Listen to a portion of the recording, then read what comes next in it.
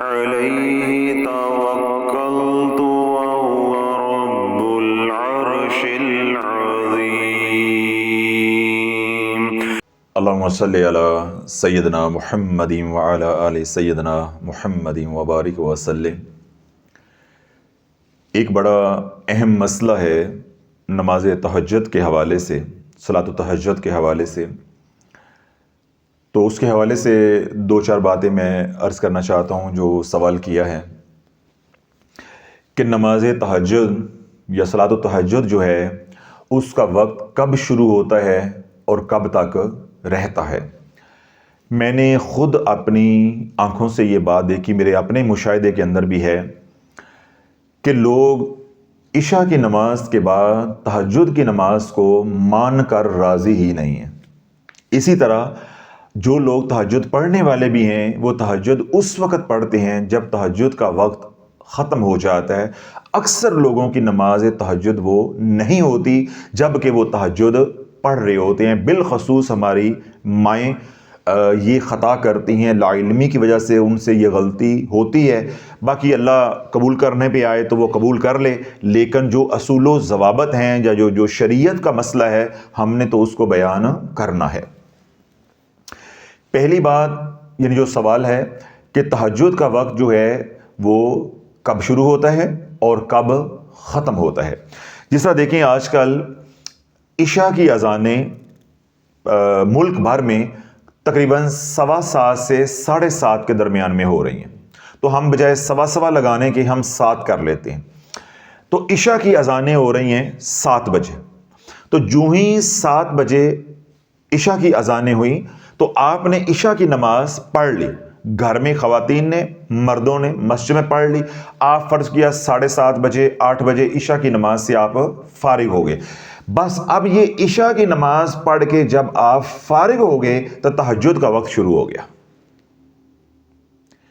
اس کے لیے رات کا آخری پہر ہونا شرط نہیں ہے، 3 بجانے یا 3 بجے تک انتظار کرنا شرط نہیں ہے۔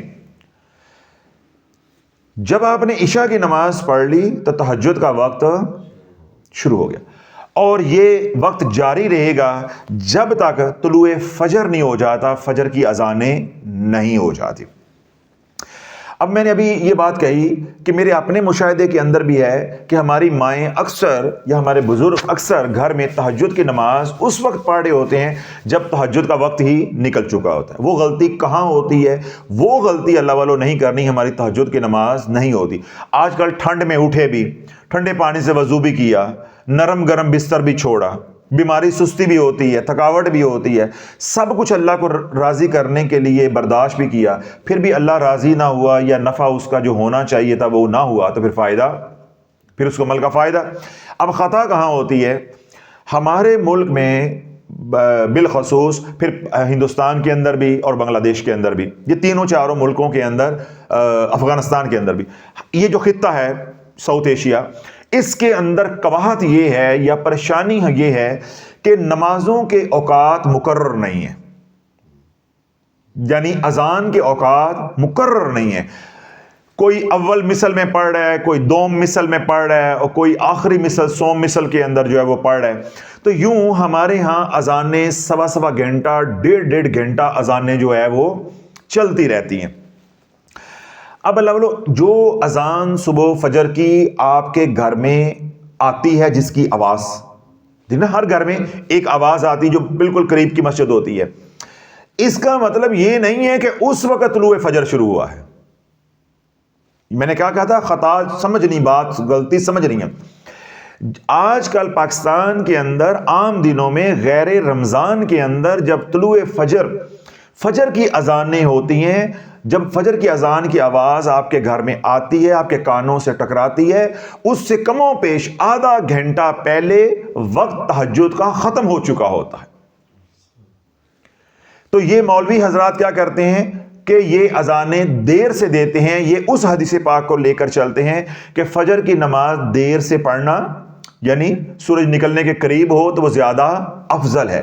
تو یہ دیر سے جماعت ہمارے ہاں ان ملکوں کے اندر کروائی جاتی ہے۔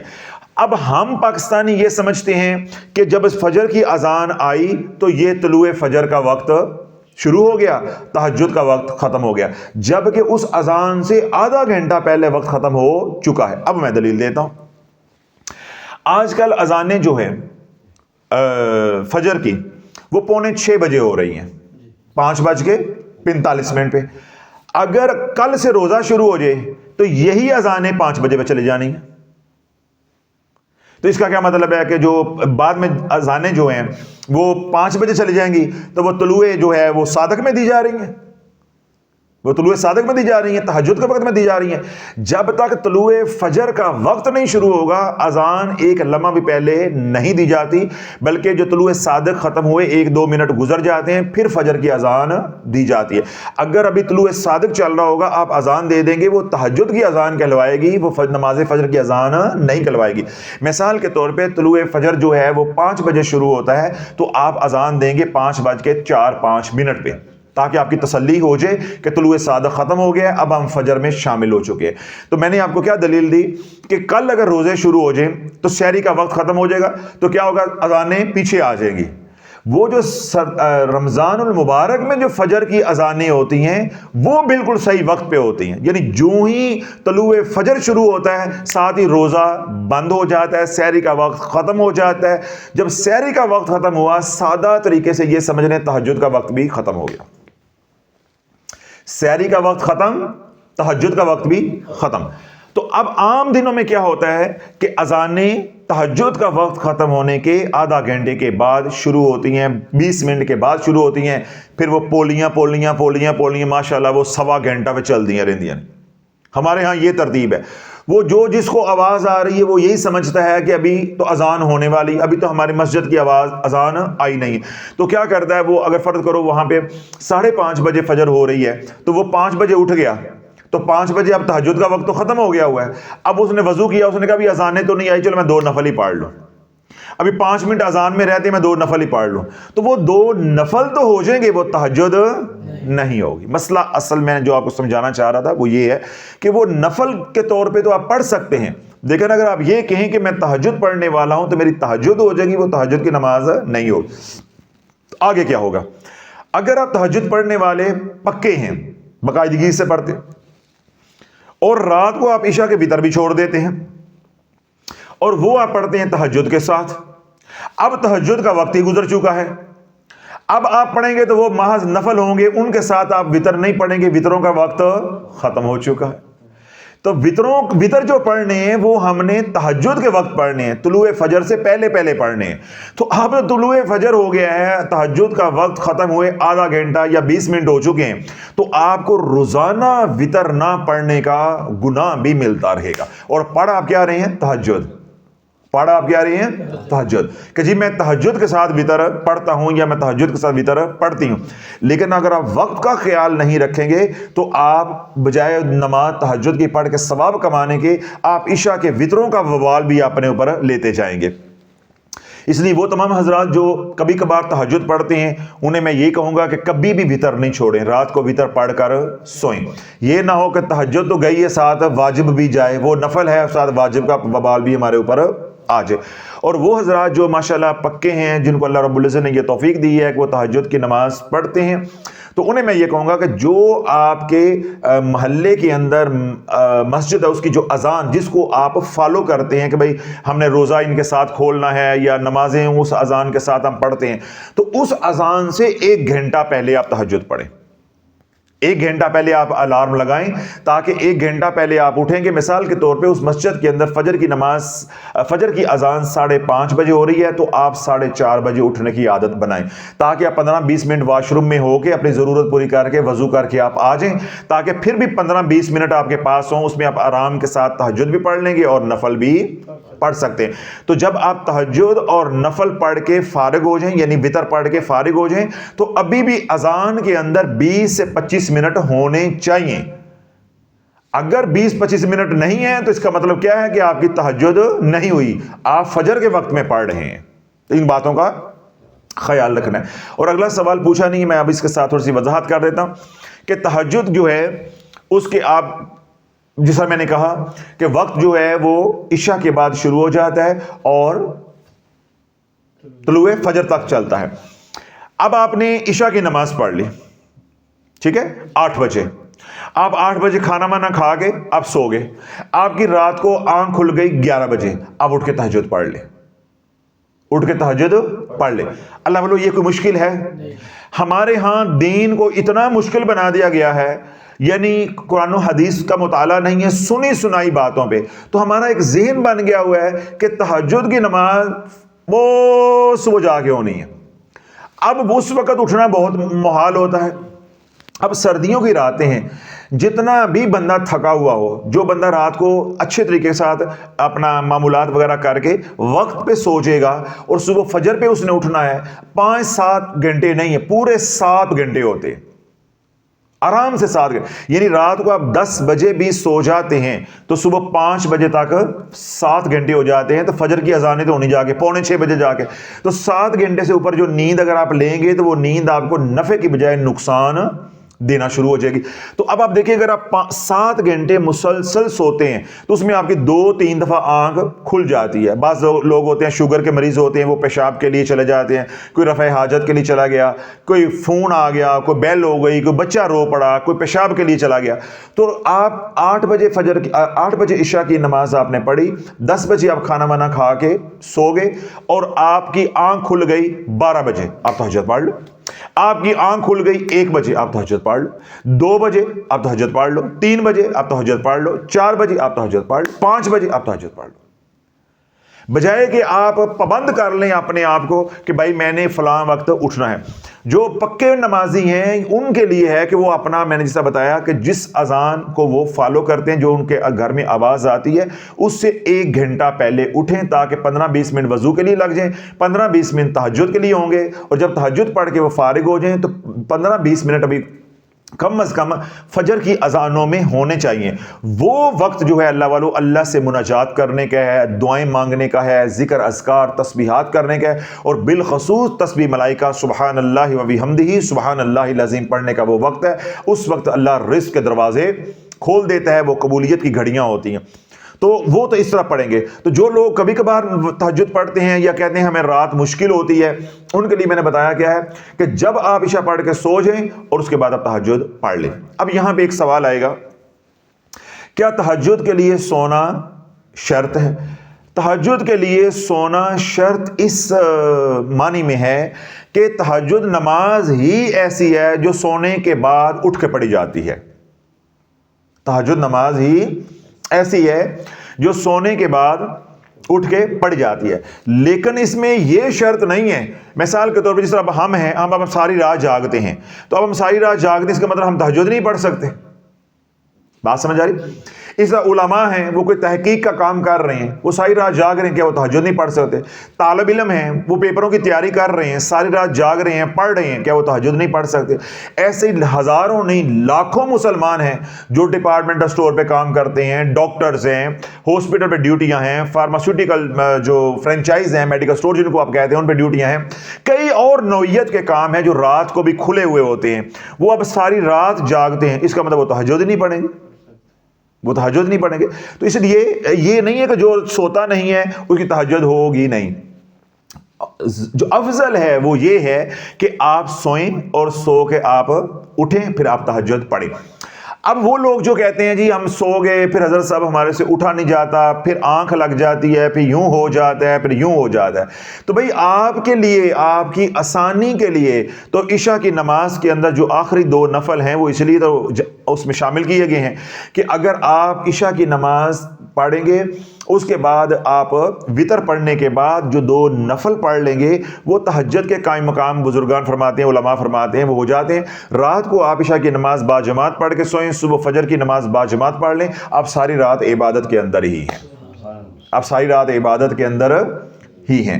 تو اللہ رب العزت جو ہے وہ ہمیں عمل کی توفیق عطا فرمائے, دین کو سمجھنے کی توفیق عطا فرمائے. اور اگلا سوال اگر کسی کے ذہن میں آ سکتا ہے میں اس کا بھی جواب دے دیتا ہوں کہ اگر ہم رات کو کسی وقت اٹھ گئے یا اپنی ترتیب بنا لیتے ہیں 1 گھنٹہ پہلے اٹھنے کی اذانوں سے, تو تہجد کے نفل کتنے پڑھ سکتے ہیں؟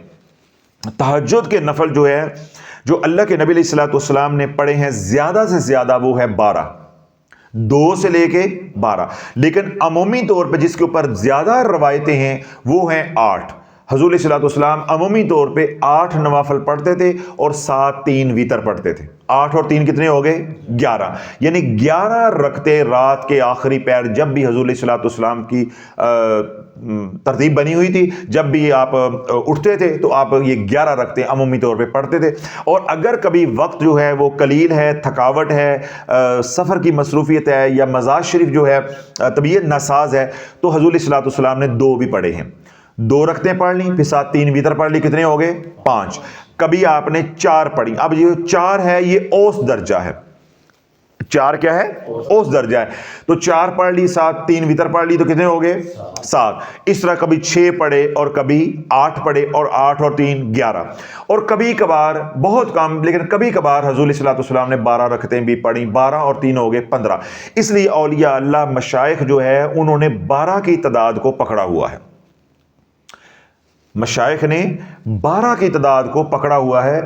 اولیاء اللہ 12 والی تعداد یا 12 والی سنت کو لے کے چلتے ہیں، اس لیے وہ 12 رکعتیں پڑھتے ہیں اور 7 3 وتر پڑھتے ہیں، وہ 15 پڑھتے ہیں۔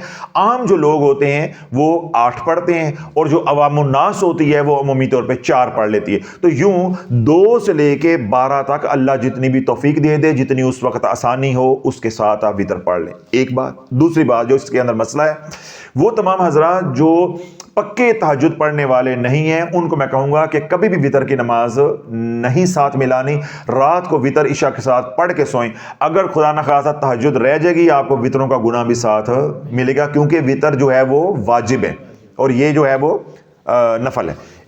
ایک مسئلہ ہو گیا۔ دوسرا مسئلہ اس کے اندر یہ ہے، وہ تمام حضرات جو وتر کی نماز رات کو چھوڑ دیتے ہیں کہ ہم اس کو تہجد کے ساتھ پڑھیں گے، تو آیا کیا وہ وتر پہلے پڑھیں گے یا نفل پہلے پڑھیں گے؟ پہلے نفل پڑھیں گے، پہلے نفل پڑھیں گے۔ 2 4 6 8 10 12 جتنے پڑھنے ہیں، پھر آپ وتر پڑھیں گے۔ اگر آپ نے پہلے وتر پڑھ لیے تو وتروں کے بعد پھر نفل نہیں ہوں گے۔ اگر وتروں کے بعد نفل پڑھنی ہے تو پھر عشاء کے وقت ہی پڑھیں۔ تہجد کے وقت اگر آپ تہجد کی نیت سے پڑھیں گے تو پھر وہ تہجد نہیں ہوگی۔ تہجد کا جو اصول ہے اس میں یہ کہ پہلے تہجد ہوگی پھر وتر ہوں گے۔ جس طرح ہم تراویحوں میں پہلے تراویحاں پڑھتے ہیں یا پہلے وتر پڑھتے ہیں؟ تراویحاں پڑھتے ہیں، کیونکہ پہلے وہ تراویح کیا ہے؟ سنت ہے۔ پہلے وہ پڑھ لیتے ہیں، اس کے بعد ہم وتر پڑھ لیتے ہیں، پھر وتروں کے بعد 2 نفل جو ہوتے ہیں نماز کے، کوئی لوگ وہ پڑھتے ہیں، کچھ لوگ وہ چھوڑ دیتے ہیں، جیسے کسی کو آسانی ہوتی ہے۔ تو یوں یہ سارے مسائل جو چھوٹے چھوٹے اس کے ساتھ بھی جڑے تھے ان کی بھی میں نے وضاحت کر دی کہ اگر آپ تہجد پڑھتے ہیں ان کے ساتھ وتر بھی آپ نے پڑھنی ہے، تو پھر آپ پہلے تہجد پڑھیں گے، جتنے نوافل آپ کو آسانی ہے، 2 4 6 8 10 12 پڑھ کے اس کے بعد آپ وتر پڑھیں گے۔ وتروں کے بعد پھر آپ نے کوئی نفل نہیں پڑھنے۔ پھر وتروں کے بعد راز و نیاز کا وقت ہے، تسبیح و تحلیل کا وقت ہے، دعائیں مانگنے کا وقت ہے، اللہ اللہ کرنے کا وقت ہے، کوئی آپ کو مرشد نے ہادی نے وظیفہ دیا ہے وہ پڑھنے کا وقت ہے، اللہ سے مناجات کرنے کا وقت ہے۔ پھر وہ دوبارہ وقت نہیں ہے سجدے کرنے کا۔ اس کے اندر اللہ حکمت کیا ہے کہ جب آپ مناجات کریں گے، اللہ سے مانگیں گے، تو تاکہ آگے جو فرض نماز آ رہی ہے اس میں اور اس میں تھوڑا سا وقفہ آ جائے، تاکہ آپ دوبارہ تر و تازہ ہو کے فرض نماز کے لیے تیار ہو جائے۔ دیکھیں جس طرح ہم شعبان کے روزے رکھتے ہیں، تو شعبان کے روزوں کے لیے کیا ہے کہ 15 شعبان کے بعد حضور علیہ الصلوۃ والسلام روزہ رکھنا کم کر دیتے تھے۔ 15 شعبان کے بعد روزے رکھنے کم کر دیتے تاکہ جو رمضان آ رہا ہے اس کے لیے بندہ استقبال کرے۔ اب جو بندہ سارا شعبان ہی روزے رکھ رہا ہے اس کے لیے کیا ہے، منگل اور بدھ میں کیا فرق رہ جائے گا؟ اس کا فرق رہ جائے گا؟ بے نہیں، آپ فجر کی نماز سے پہلے بھی نماز پڑھے جا رہے ہیں، نفل پڑھے جا رہے ہیں، تو آپ کا فجر کی نماز جو فرض ہے، جو بہت ہی اہم ہے، اس کے اندر وہ خشوع و خضوع نہیں ہوگا، وہ دل نہیں لگے گا، جو اس کی اہمیت ہے، جو اس کو اہمیت دینی چاہیے وہ آپ نہیں دیں گے۔ آپ یہی سمجھیں گے 2 پہلے پڑھے تھے 2 اور پڑھ لینے، بس آج فجر بھی ہو جائے گی۔ اس لیے اس کے درمیان میں وقفہ رکھا گیا کہ پہلے آپ تہجد پڑھ لیں، پھر آپ وتر پڑھ لیں، پھر جو 15 20 25 منٹ ہوں طلوع فجر تک وہ آپ مناجات کریں، اللہ سے اپنے فیصلے کروائیں، اپنے حق میں تسبیحات کریں، تسبیح و تحلیل کریں، اور خاص طور پہ تسبیح ملائکہ سبحان اللہ و بحمدہ سبحان اللہ العظیم استغفر اللہ، استغفار کی تسبیح کریں، سبحان اللہ کی تسبیح کریں، الحمدللہ کی تسبیح کریں۔ اللہ اس وقت آسمان زمین پہ اس کی رحمت جو ہے وہ متوجہ ہوتی ہے، اللہ خود صدائیں دے رہا ہوتا ہے کوئی مانگنے والا میں اس کو عطا کر دوں، ہے کوئی بیمار شفا مانگنے والا میں اس کو شفا دے دوں، ہے کوئی بدحالی سے نکلنے والا میں اس کو خوشحال کر دوں، ہے کوئی گناہوں کی معافی مانگنے والا میں اس کے گناہ معاف کر دوں، ہے کوئی بخشش مانگنے والا میں اس کو بخش دوں۔ تو یہ 20-25 منٹ اللہ سے لو لگانے کے، اس کے بعد اذانیں آ جائیں، پھر آپ اذانیں میں اب نماز پڑھیں۔ اور تہجد کے اندر جو ہے کون کون سے قرآن کی صورتیں پڑھنی ہوتی ہیں، کن صورتوں سے نفع ہوتا ہے اور کون سی نہیں پڑھنی چاہیے، یا کون سی کتنی تعداد میں پڑھنی چاہیے، یا کتنی مقدار میں قرآن پڑھنا چاہیے، قرأت کرنی چاہیے، یا تہجد کی نماز کتنی لمبی ہوتی ہے، انشاءاللہ پھر اگلے دفعہ میں ان تمام سوالات کو ایک ہی سوال کے اندر کور کر دوں گا، انشاءاللہ جواب دے دوں گا۔ جو آج کہا سنا اللہ اس پہ عمل کرنے کی میں سب کو جو ہے وہ توفیق عطا فرمائے۔ سبحان ربک رب العزت عما یصفون وسلام علی المرسلین والحمد للہ رب العالمین۔ اللہم صلی علی سیدنا